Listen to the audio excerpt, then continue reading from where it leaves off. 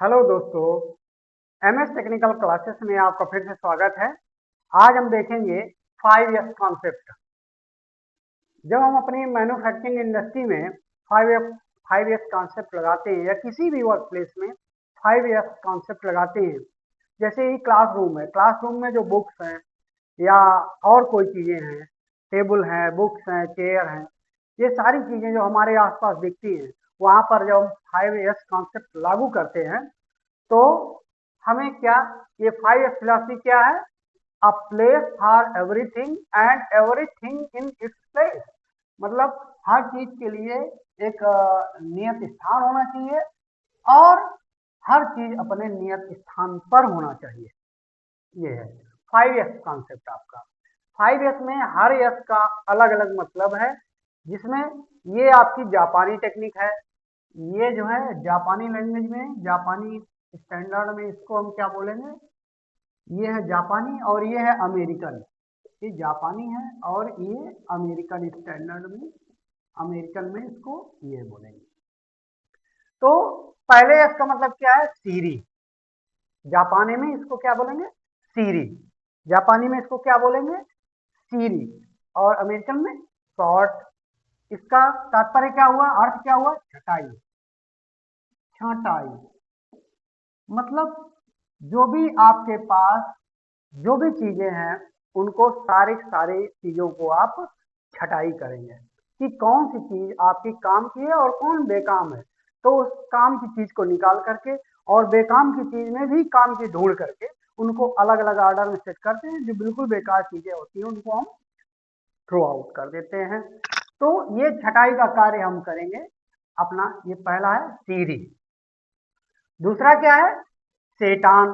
जापानी में सेटान और अमेरिकन में इसको सेट इन ऑर्डर बोलेंगे। सेट इन ऑर्डर अर्थात प्रत्येक चीज को उसके ऑर्डर में रखना, उसको ऑर्डर में सेट करना है कि कौन किस जैसे मान लीजिए नट और बोल्ट है या कॉपी किताब, ये हिंदी की किताब है, ये इंग्लिश की किताब है, ये मैथ की किताब है। तो इस तरह से हम सबको एक ऑर्डर में सेट कर लेंगे, सेट इन ऑर्डर। फिर इसके बाद उसको क्या करेंगे? इसको क्रम व्यवस्था, क्रम व्यवस्था, क्रम व्यवस्था, सेट इन ऑर्डर मतलब उसको एक ऑर्डर में सेट कर लेंगे। और ऑर्डर में सेट करने के बाद जो है हम क्या करेंगे उनको, थर्ड एस जो तीसरा एस क्या कहता है? सीसो। सीसो मतलब साइन, मतलब चमकाना। साइन का मतलब चमकाना, चमकाना। उनको साफ सफाई करके और उनके लिए जो रैक बनाया गया है, जो जगह बनाई गई है, उसकी साफ सफाई करके हम उसको एक वर्क प्लेस में रख देंगे, रख देंगे। फिर हम चौथे एस का क्या मतलब है? चौथे एस का मतलब है सिकेत्सु। सिकेत्सु जापानी में सिकेत्सु और अमेरिकन में स्टैंडर्डाइजेशन। मतलब उसको हम स्टैंडर्डाइज करेंगे। मतलब उस वो वो चीज कब हमारी कहाँ लगनी है, किस जगह की है, कितने नाप की है, उसकी नाप, उसकी जगह सब एक स्टैंडर्डाइज करके एक रैक बना देंगे। रैक में एक टैग लगा देंगे। टैग लगा करके और उसमें उसका सारा डेटा, सारा डिटेल उसमें हम लिख देते हैं, ताकि उससे हमें पता चले कि ये कहाँ की चीज है, कब लगनी है, किस नाप की है, क्या है। तो उससे हमें ये स्टैंडर्डाइज है। फिर पांचवा ऐसा आता है चित्सुके। जापानी में इसको चित्सुके और अमेरिकन में सस्टेन। सस्टेन मतलब बनाए रखना। इसका हिंदी में मीनिंग क्या होगा? मानकीकरण, स्टैंडर्डाइजेशन का मानकीकरण। और सस्टेन मतलब बनाए रखना, मेंटेन, बनाए रखना मतलब टू मेंटेन, टू मेंटेन। तो अपने वर्क प्लेस के सभी कर्मचारियों को ये चीज बताना है, ये चीज सिखाना है कि उसमें उसकी प्रॉपर मेंटेनेंस होती रहे। मतलब उसको हर कुछ एक दिन में आप उसको पलटते रहें, उनकी गिनती करते रहें, जैसे ऑडिट करते रहें। तो ये एक आपके नजरिए में बना रहेगा कि कौन सी चीज कितना यूज हुई, कितना बची है। तो उससे हमें ये पता चलता रहेगा कि ये चीज हमारी घट रही है तो इसको हम और इसकी व्यवस्था करें, या हम कितना ये करेंगे, तो ये चीज आपको सस्टेन के अंतर्गत आएगी, जो हम जो है ये बनाए रखते हैं। इसके बाद अब ये जैसे है, जापानी आप शब्द रटना थोड़ा सा कठिन होता है, ये तो रटना आसान है, जापानी शब्द रटना कठिन होता है और पूछता भी एग्जाम में यही है। तो इसको याद करने के लिए आप कैसे याद करेंगे, थोड़ा सा कठिन है कार्य। इसके लिए एक कोडिंग जो है आप ये करके कोडिंग एक बनाए हुए हैं, या आप अपने हिसाब से कुछ बना लीजिए जिससे ये इसको रटा जा सके। क्योंकि क्वेश्चन जो पूछता है कि 5 इयर्स कॉन्सेप्ट में या 5 इयर्स फिलॉसफी में आपका जो कॉन्सेप्ट है उसमें जो है पहले यस या सीरी का क्या अर्थ है, सीरी का क्या अर्थ है, तब आपको थोड़ा सा कठिनाई होगी।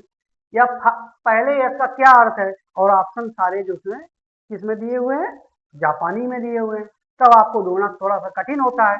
तो आप जो है जैसे हम बनाए हुए हैं अपना याद रखने के लिए कि सीढ़ी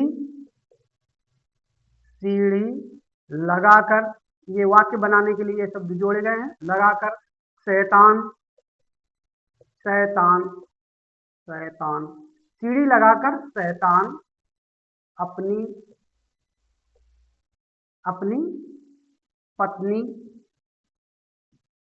अपनी पत्नी सीसो सीसो तथा दोनों बच्चों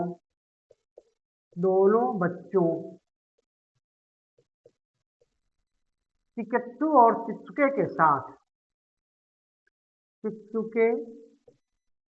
चिकित्सु और चित्सुके के साथ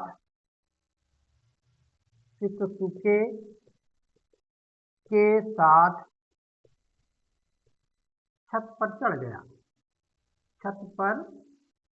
गया। इसको आप याद रखेंगे तो ये क्रम याद है, ये फर्स्ट यस हो गया आपका, ये 1 यस हो गया, ये 2 यस हो गया, ये 3 यस हो गया, 3rd यस हो गया, ये फर्स्ट हो गया, ये सेकंड, ये 3rd यस हो गया, ये 4th यस हो गया, 4th हो गया, ये 4th, और ये 5th यस हो गया। इस तरह से हम इसको याद करने का एक तरीका है, इसको आप याद रखेंगे। तो अब प्रश्न आता है कि 5th यस का क्या मतलब है, तो फिर वही ऑप्शन में जापानी दे दिया, तो फिर आपको मतलब ये रट लेंगे तो आप जो है इसको आसानी से क्रम याद रख सकते हैं कि इसका मतलब ये है, पहला इससे दूसरा। अब 5 इयर्स कॉन्सेप्ट अपना वर्क प्लेस पे जब हम लागू करते हैं तो इससे क्या फायदे हैं, इससे फायदे ये हैं कि इसमें हम जो है वेस्टेज ऑफ टाइम, जैसे कोई भी मान लीजिए आपका जॉब मशीन गड़बड़ हो गई, अब तुरंत ढूंढना है उसको, तो जाएंगे तो अपनी जगह पर अगर है तो हम उसको तुरंत ले आएंगे, नहीं तो टाइम वेस्ट होगा ढूंढने में। या कोई चीज मान लीजिए रेंज की जरूरत है, फला साइज का रेंज हमें चाहिए, तो वो साइज में अगर उस जगह रैक पे रखा हुआ है तो हम आसानी से उसको ढूंढ करके तुरंत ले आएंगे, वेस्टेज ऑफ टाइम बचा, वेस्टेज ऑफ टाइम बचा। वेस्टेज ऑफ टाइम के साथ wastage of material, wastage of material भी बचता है, मतलब वेस्टेज ऑफ इन्वेंट्री भी बचती है, वेस्टेज ऑफ इन्वेंट्री, और वेस्टेज ऑफ प्लेस, जैसे हम अगर इधर उधर चितराया पड़ा है, फालतू में इधर उधर जगह घेरे हुए हैं, अगर हम कम से लगा देते हैं तो प्लेस हमारी बच जाती है।